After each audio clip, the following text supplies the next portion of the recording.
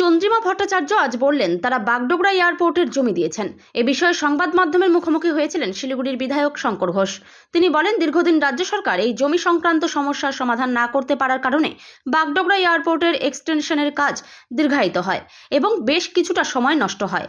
তথ্য যতটুকু বলে তাতে এয়ারপোর্ট অথরিটি অফ ইন্ডিয়া তারা সরাসরি কখনোই জমি ক্রয় করতে পারে না বা অ্যাকোয়ার করতে পারে না। ফলে অর্থটা এয়ারপোর্ট অথরিটি অফ ইন্ডিয়ার পক্ষ থেকে রাজ্যের নির্দিষ্ট মন্ত্রকে পাঠানো এবং তারা পরবর্তীকালে যাদের জমি অ্যাকোয়ার করা হয়েছে সেই একবার করা জমির অর্থ দেয়। তার মূল্য 27 কোটি। আমি মনে করি মাননীয় মন্ত্রী যে বক্তব্য রেখেছেন সেই বক্তব্যটি অর্ধসত্য। এয়ারপোর্ট অথরিটি অফ ইন্ডিয়া টাকা দেয়, সেই টাকা দিয়ে রাজ্যের সরকার জমি অধিগ্রহণ করে। যদি অতিক্রম করার ক্ষেত্রে রাজ্যের সরকারের যে দুর্বলতা সেটা কিন্তু তাদের কাজের মধ্যে দিয়ে স্পষ্ট হচ্ছে। চন্দ্রিমা ভট্টাচার্য আজকে বললেন যে এয়ারপোর্টের জমি তারা দিয়েছেন। কিভাবে দেখছেন গোটা বিষয়টি? দেখুন, দীর্ঘদিন এই জমি সমস্যার কারণে, বিশেষত রাজ্যের সরকার এই জমি সমস্যার সমাধান করতে না পারার কারণে এয়ারপোর্ট বাগডোগরা তার যে এক্সটেনশনের কাজ সেটা দীর্ঘায়িত হয় এবং বেশ কিছুটা সময় নষ্ট হয়। তথ্য যতটুকু বলে তাতে এয়ারপোর্ট অথরিটি অফ ইন্ডিয়া তারা সরাসরি কখনোই জমি ক্রয় করতে পারে না বা অ্যাকোয়ার করতে পারে না। ফলে অর্থটা এয়ারপোর্ট অথরিটি অফ ইন্ডিয়া থেকে রাজ্যের নির্দিষ্ট মন্ত্রকে পাঠানো এবং তারা পরবর্তীকালে যাদের জমি অ্যাকোয়ার করা হয়েছে সেই অ্যাকোয়ার করা জমির অর্থ দেয়। সেটারও মূল্য হচ্ছে 27 কোটি।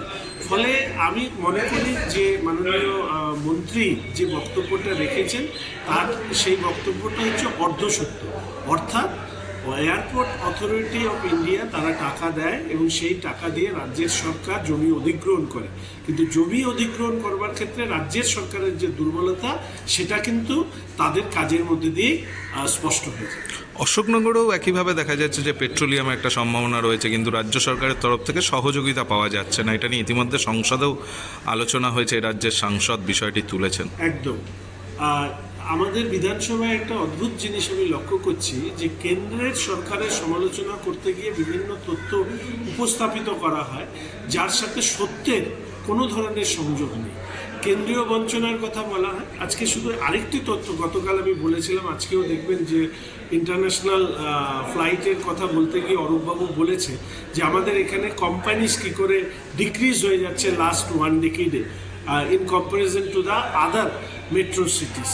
ঠিক একইভাবে আমি আপনাদেরকে যে লিখিত উত্তর সংসদে দেওয়া হয়েছে সেখানে দেখা যাচ্ছে যে অশোকনগরে ন্যাচারাল গ্যাস এবং পেট্রোলিয়াম এই বিষয়ের জন্য উত্তোলনের জন্য 19টি চিঠি, অফিসিয়াল লেটার রাজ্যের সরকারকে দেওয়া হয়, কিন্তু দুর্ভাগ্যবশত সেই চিঠিগুলোর পাওয়ার পরেও রাজ্যের সরকার কোনো ধরনের উদ্যোগ নেয়নি এবং তার ফলে আমাদের পশ্চিমবঙ্গ প্রায় 8,126 কোটি টাকা যে রেভিনিউ বা অ্যানুয়াল রেভিনিউ কালেকশন সেটা আমরা বঞ্চিত হচ্ছি।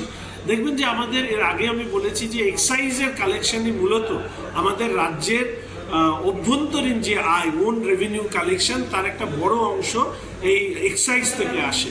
কিন্তু এই যে ন্যাচারাল গ্যাস এবং পেট্রোলিয়াম যেটা অশোকনগরে রয়েছে, যেটাকে উত্তোলন করবার জন্য বারবার করে কেন্দ্রের সরকার চেষ্টা করেছে, রাজ্যের সরকার রাজ্যের প্রতি কতখানি তাদের যে অবহেলা সেটা ফুটে ওঠে যে এতগুলো চিঠি দেওয়া সত্ত্বেও রাজ্যের সরকার এই ব্যাপারে কোনো উদ্যোগ গ্রহণ করেননি এবং বার্ষিক প্রায় 8,126 কোটি টাকা রেভিনিউ কালেকশন থেকে এই রাজ্যের সরকার বঞ্চিত হচ্ছে। ক্ষতিকারক প্লাস্টিকের ক্যারিব্যাগ বর্জনের নির্দেশ দিয়েছে সরকার। চারিদিকে চলছে সচেতনতামূলক প্রচার কর্মসূচি। রায়গঞ্জেও তার ব্যতিক্রম নেই। ক্ষতিকারক প্লাস্টিক পরিবেশকে চরমভাবে দূষিত করছে। এর থেকে নিস্তার চাই। তাহলে উপায় কি? চিন্তা নেই, রায়গঞ্জে চলে এসেছে বিকল্প ব্যবস্থা। সবার জন্য সুখবর। পশ্চিমবঙ্গ সরকারের অনুমোদনে আগামী সপ্তাহ থেকেই শহরে তৈরি হতে চলেছে পরিবেশ বান্ধব দূষণমুক্ত বিভিন্ন ধরনের বায়ো ক্যারিব্যাগ, যা অবশ্যই পচনশীল। একেবারে সুলভে পেয়ে যাবেন আপনারা। আগ্রহী বিক্রেতা ও ডিলারশিপের জন্য অতি সত্বর যোগাযোগ করুন আমাদের সাথে। আমাদের ঠিকানা ইকো ক্যারি ইন্ডাস্ট্রিজ, জেলখানা মোড়, রায়গঞ্জ, উত্তর দিনাজপুর। আমাদের মোবাইল নম্বর 7001178352 অথবা 9434171272 অথবা 8250161082 অথবা 9800217806।